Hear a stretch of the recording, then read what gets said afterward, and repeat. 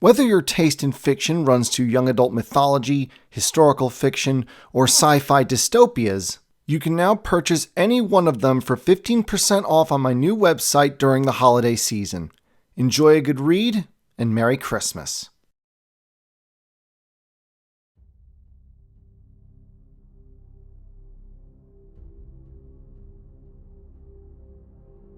When Gaia gave birth to the 16 tribes of the werewolves, she made as many as she felt were needed.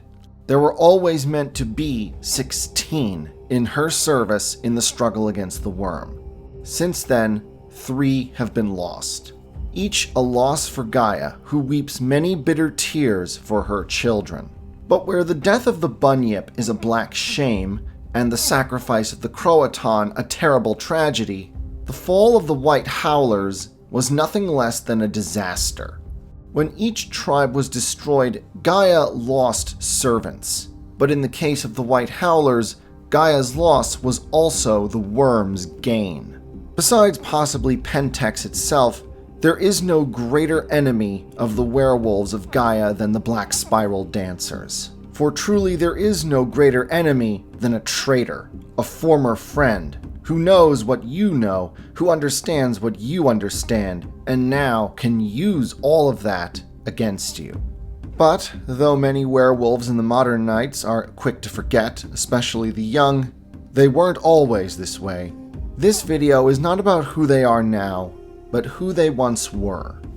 Unlike most of the other tribes, the White Howlers were never very expansive. Caledonia was their home, it had always been, and they felt no need for any other. Caledonia is a Roman name, though its exact meaning is still kind of fuzzy. Some Roman accounts say that Caledonia referred to essentially what is now modern-day Scotland. Others are more specific and say that Caledonia referred specifically to the territory north of the River Forth. Either way, they gave the land that name after one of the tribes they encountered, the Caledoni, the hard-footed people. One of many tribes that the Romans came to refer to as the Picts, the Painted Ones. But I'm getting ahead of myself. This story, at least in part, ends with the Romans. It doesn't begin with them. The beginning is in the primordial past, long before any human recording of history was possible. Even then, the worm coveted Caledonia for itself. But the White Howlers were nothing if not fierce and dedicated servants of Gaia. Whenever the worm tried to sink its corruption into the land or its people or its creatures, the Howlers would always sniff it out and tear it out. And so the land was kept pure by their diligence and their strength. Their wolfkin were strong, rangy creatures with coats of purest white, and in those olden primordial days it was said that they were the size of modern horses as well. Their humankin were typical Stone Age humans, not much different from that of any other tribe across the world. Hunter-gatherers who struggled to survive day by day, especially in the rocky, hilly land of Caledonia. The White Howlers would have had it no other way, and like any tribe, picked only the strongest and most worthy for mates. And from these unions were born many a tribal hero. Silverpaws, a lupus gifted with a pelt of purest silver by Gaia herself to reflect the purity of her own heart. Yub the Ever-Living, a human born so dedicated to Gaia that even death could not stop him from serving her cause. Time and again he would be killed, only to be resurrected shortly thereafter. Bran Bloodhand, who fought off an entire army of worm monsters single-handed even after one of them bit off his sword hand. Life was hard, but it was good. And of course, like all good things, it didn't last. Between 115,000 and 11,000 years ago, the ice caps expanded and the world froze over in what would later be known as the Last Ice Age. To the White Howlers, it was simply the Great Winter. Cold that never let up, snow that never ceased, ice that constantly, slowly but inexorably crept ever southward. An ancient rite gone wrong, or perhaps the punishment of Gaia for some long-forgotten negligence. No one will ever know. The wolves and lupus could endure it, if only barely, but for the humans and the Homid kinfolk, it was simply too much. And so the White Howlers split. Some remained behind with the Wolfborn, becoming increasingly savage and feral thanks to a lack of human input into their culture. The rest escorted the Hamids and human tribes southwards, which inevitably brought them into conflict with the humans that already lived to the south and the werewolves that were kin to them, the Fianna. It was the first time in their history that the White Howlers had had any sustained contact with another werewolf tribe, for they had always kept to themselves. As a result, this first meeting of cousins was more than a little hostile. Initially, both tribes could only see the things that made them different from one another. The White Howlers were a fierce and stoic tribe, often characterized as gloomy and sullen by others. The Fianna were a tribe of great passion and mood swings, going from grief to joy to fury in an instant. Even their supernatural traditions were different. Even in those days, the Fianna had close ties to the Fae, beings that the White Howlers looked upon with suspicion. Meanwhile, the Howlers themselves had developed strong connections to the spirits of their ancestors, and had many rites that allowed them to commune with the souls of the restless dead, something that the Fianna looked on as moribund and creepy. And so, the early history of relations between the Fianna and the White Howlers was one of constant raids and counter-raids and blood feuds. This lasted for centuries, even as both tribes were pushed southwards by the ever-encroaching glaciers. But at last, some on both sides managed to pull their heads out of their furry asses and realize that what they had in common was more important than what divided them. And so, an uneasy truce of sorts was made, which in turn eventually evolved into a kind of on-again, off-again friendship between the two tribes.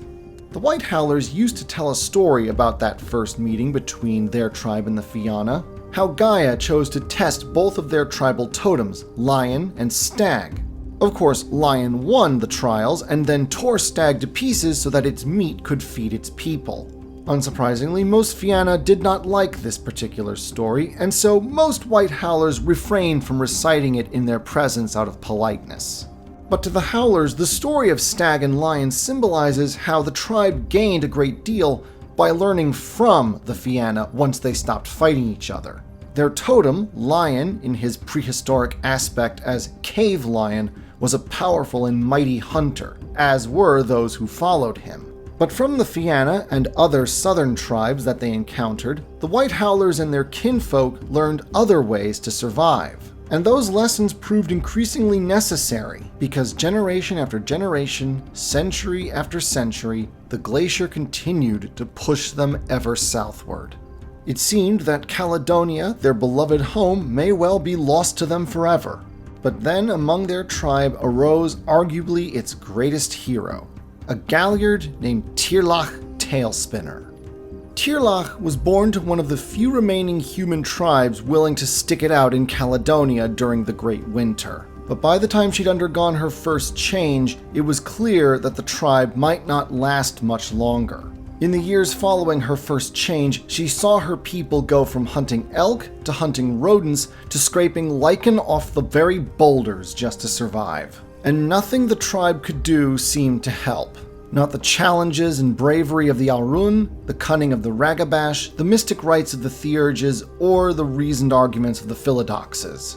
Tirlach had been born a Galliard, and all her life she had grown up wishing to become a great storyteller. And by the time she was a grown woman, it was clear that that dream had been achieved. All the old stories of her ancestors' bravery and cunning she spun into grand epics. But she could even take the most mundane stories of harvesting or hunting and turn them into spellbinding yarns that would leave the audience rooted to the spot, unable to ignore a single word. But for all the Tailspinner's talent, her stories, though comforting to her people in these hard times, couldn't possibly alleviate their situation, could they? One fateful day, Tirlach said goodbye to her people and traveled as far east as she could go and waited to greet the rising of the sun. Helios, the spirit of the sun, finally showed his head and began to move across the sky. Tirlach Tailspinner howled the greeting to him, as all werewolves used to in those days. She sang fulsome praise of Helios's light and warmth, his great gifts to all life. And then she proceeded to recite a story of his greatness. And even the most powerful of Celestine spirits have egos. Helios liked hearing the story that praised him so lavishly, and so he lingered in the sky, waiting until Tirlach had finished before thanking her and choosing to go on. But then Tirlach called out to him, saying that she had an even better story that she could tell him about his greatness. Helios said that he would happily listen to it tomorrow morning, but Tirlach insisted that there would be no tomorrow morning for her. She and her people were starving and soon would die, and if they died, Helios would never hear this greatest of all stories about his mighty self. But of course, she would not dare presume to demand Helios linger on her account. The other spirits might disapprove if he neglected his work of bringing light to the world. This stung Helios's pride, for he regarded himself as the greatest of all spirits save Gaia. None would dare tell him what to do or punish him for malingering, and so he elected to stay and hear Tirlach Tailspinner's story. And so she told it, and it was indeed better than the one she had told before. But when the story was over and Helios prepared to move on once again, Tirlach informed the Great Spirit that another story had occurred to her, one even better than the previous one. And so Helios lingered, and Tirlach told another story, and then another, and then another, each one better than the last, each one praising the sun for his greatness. And so Helios lingered and listened as Tirlach Tailspinner talked on, for days, and then weeks, then months, then years.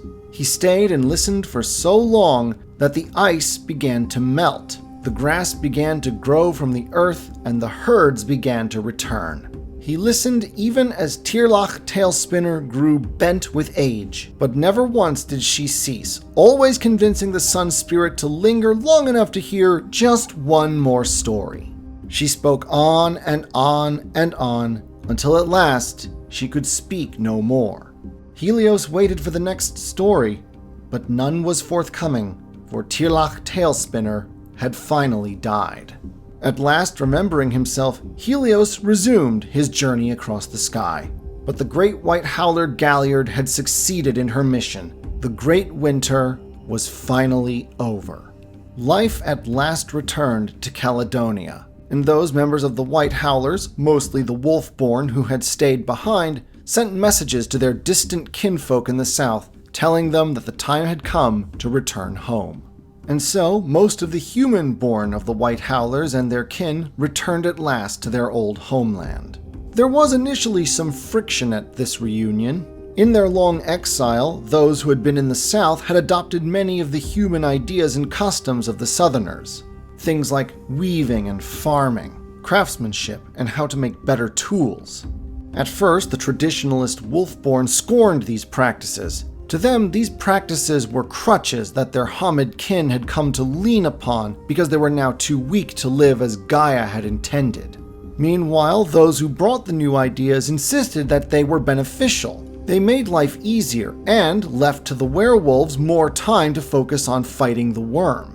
At last, the two sides essentially agreed to disagree, and each separate tribe or community of White Howlers and their respective human and lupine kinfolk each went off to live as they pleased. Some human tribes remained hunter-gatherers as they had been before the Great Winter. Still others formed farming communities like the ones that they had imitated down in the south. And so the Picts became the people that they would be when the Romans encountered them in the 1st century. Such tribes as the Caledones, the Cornavai, the Serones, the Damnoni, the Decante, the Epidi, the Novante, the Orcadii, the Selgove, the Smerte, the Texali, the Venecones, and the Votadini.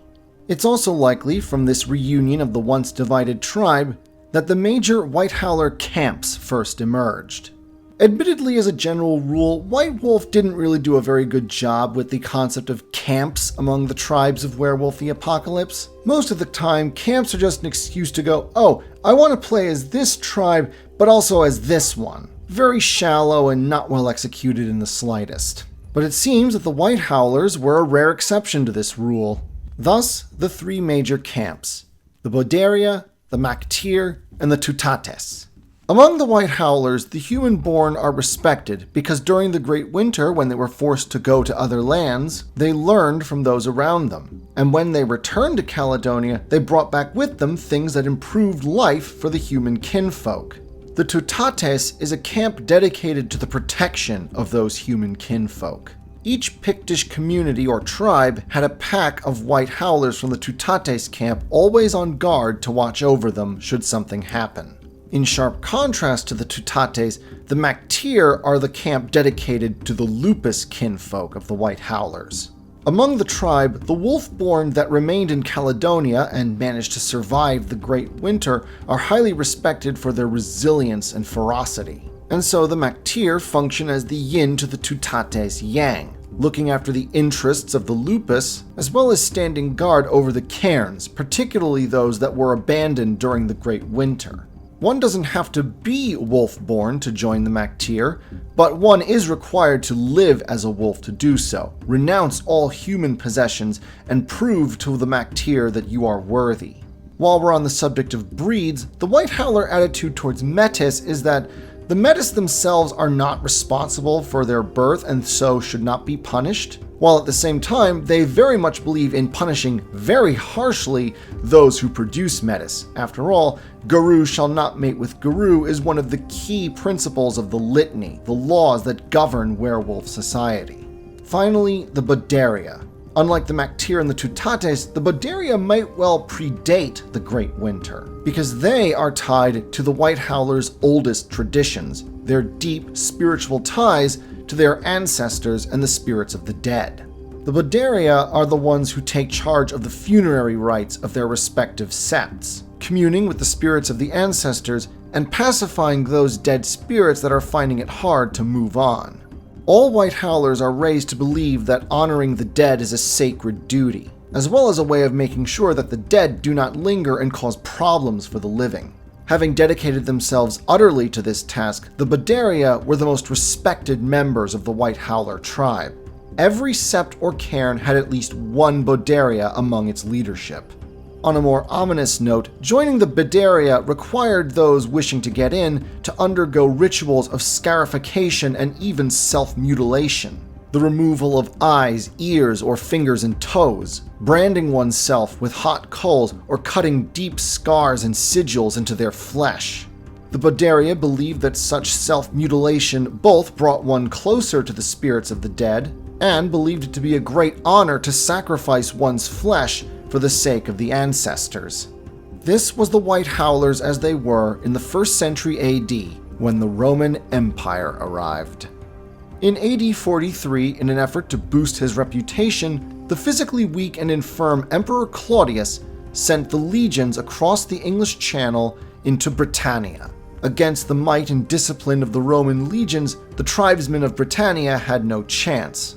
The Southerners were very easily subdued, and the legions began to push northwards into Caledonia.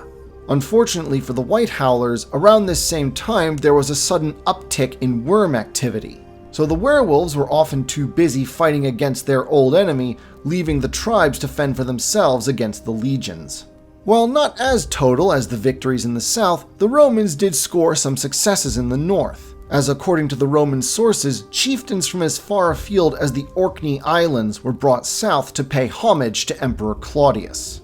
Luckily for the Picts, Caledonia, ever rugged and hard to live in, held little appeal for the Romans, and so initially they focused most of their energies on maintaining their control of the south. Still, the Romans were ever hungry to conquer, and so inevitably they began making inroads into the north once again. Their favorite method was playing off on the different rivalries between the various tribes, forming alliances with some tribes against other tribes in the classic strategy of divide and conquer. Initially, the White Howlers, more concerned with supernatural threats to their land, ignored the Romans. By the time they came to realize the threat that the empire posed to their people, it was almost too late. In AD 71, an expedition under Roman governor Quintus Petilius Cerealis successfully pushed as far north as Gask Ridge, bringing all of the Scottish lowlands under Roman control.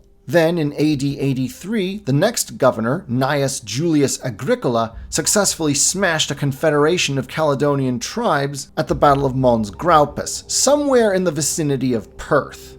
By the time the White Howlers managed to beat off the worm threat and help their human kin, they realized that their folk had no chance against the Roman legions in open battle. So, of course, they resorted to guerrilla tactics. As the White Howlers and their human kinfolk launched raid after raid and ambush after ambush, the werewolves began to learn something about the true nature of the enemy they faced. It turned out that the Roman legions were not merely mortal. Among the ranks of the legionnaires were the Fomori, twisted mortal agents of the worm. Thus, even as the Roman legions spread throughout Caledonia with their roads and their camps, their Fomori allies also spread the worm's taint. The White Howlers realized that unless they acted quickly, they would lose Caledonia forever. And so a great council was called on the Isle of Mull. There, the tribal elders and the leaders of all the disparate septs met to discuss what they should do. Prominent among the voices that called for direct action was one Hotherwulf Spearbreaker. Born in the early years of the Roman invasion, Hotherwulf's first change occurred right when his village was being sacked by a detachment of legionnaires.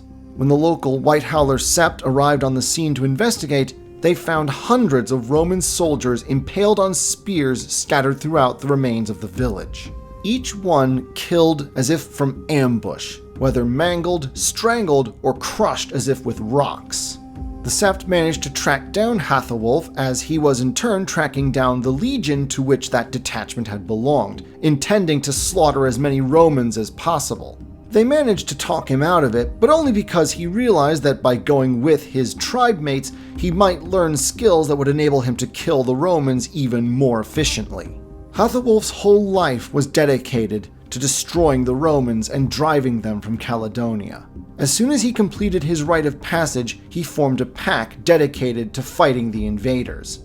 And though he never led the pack, preferring the role of strategist and advisor to that of leader, it was clear to anyone with eyes to see that his pack was very much an instrument of his will. With the aid of septs along the southern border of Caledonia, they launched bloody and terrifying raids into Roman lands. And so even the most stoic legionnaire began to fear Hotherwulf's pack, whom they came to know as Lupus Grex. Hotherwulf Spearbreaker was not the only voice calling for a direct attack on the Romans at Mull, but he was one of the most persuasive. He pointed out that in the past, when White Howler ambushes had resulted in not only the deaths of ordinary Romans, but of their commanders, the legionaries' discipline would disintegrate and they became easier to defeat. What Hotherwulf and others like him proposed at the Great Council of Mull was a large-scale version of that same thing. A massive targeted strike that would eliminate every single Roman leader south of the Caledonian border. Cut off the head and the serpent would die. It would be a difficult task. It would require a lot of planning, but it could be done. Their arguments won out, and the council elders began to plan the great attack. It was months in the planning, but at last it was finalized. Word was sent to every sept, and so a great host gathered. Every fit White Howler that could possibly be spared began to make the long journey south, on foot or on horseback, on 2 legs or on 4, over mountains or by sea hugging the coast, across bogs or the misty paths of the Umbra, unopposed or waylaid by the minions of the worm. The best, the bravest, and brightest of the White Howler tribe made the long journey south, each group finding its assigned target encampment and readying themselves to strike. At last, on a night when the mist was heavy and the moon was full, the White Howlers struck. The Romans had no chance.